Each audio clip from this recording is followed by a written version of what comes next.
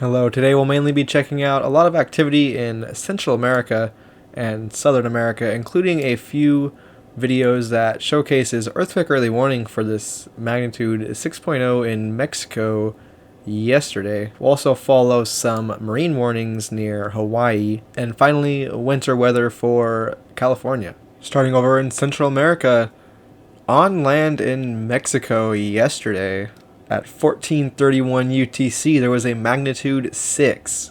This had a did you feel it a 6 and a shake map a 6. This was at a depth of about 20 kilometers.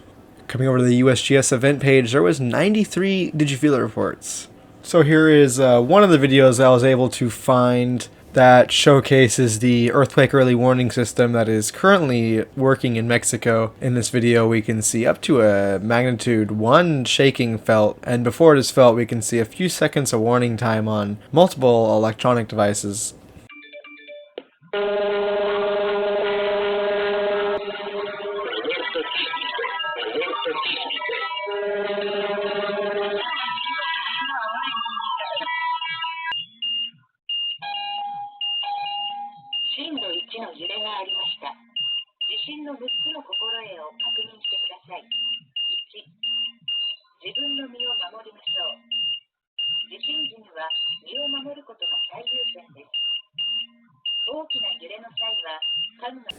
And here is another video that showcases the EEW system that is working in Mexico. We can also see alarms go off before anything starts to shake. And it looks like this area was slightly closer to the epicenter as things seem to shake a little bit more.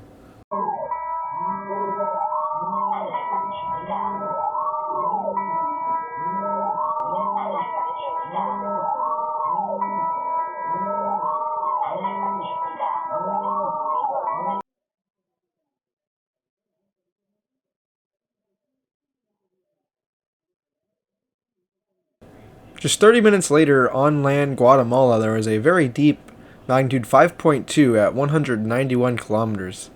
Now, just west of this earthquake and just outside of Guatemala City, this mountain peak right here is Mt Fuego. Now, Mt Fuego has been erupting for a while now. Now, earlier that day at 0614, quote on volcano discovery, it states, phase of intense activity last night, new lava flow and violent explosions. Over here on the Tico Times, they state, the Fuego volcano showed an increase in its activity which in the past minutes has entered an eruption phase. The eruption is mostly effusive, accompanied by incandescent pulses from the lava source, said the state-run Institute of Volcanology in a bulletin. Staying in Southern America, about 2 hours ago, there was a magnitude 5.5 just south of Panama. This was quite shallow at 10 kilometers. 10 kilometers is, however, the default depth. Following the list of largest earthquakes for the past 24 hours, coming just south of that activity there was a magnitude 4.9 in Ecuador.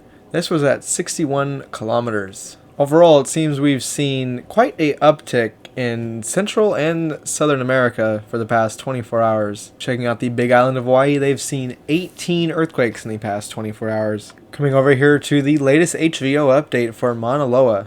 The lava flow appears to be completely inactive. There is, however, still some minor activity at Fissure 3. They also note that sulfur dioxide emissions have decreased.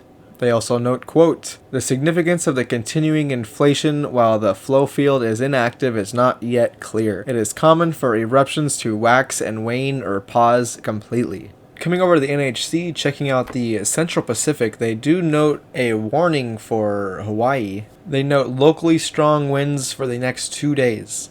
They're also warning for swells. Now this is notable because on the storm outlook on the NHC, when you click Central Pacific, it goes to that warning. We can also find this major weather event known as an atmospheric river. It's currently bringing heavy rain and several feet of snow to the Sierra Nevadas. We can see several images here on the Daily Mail from travelers of whiteout conditions.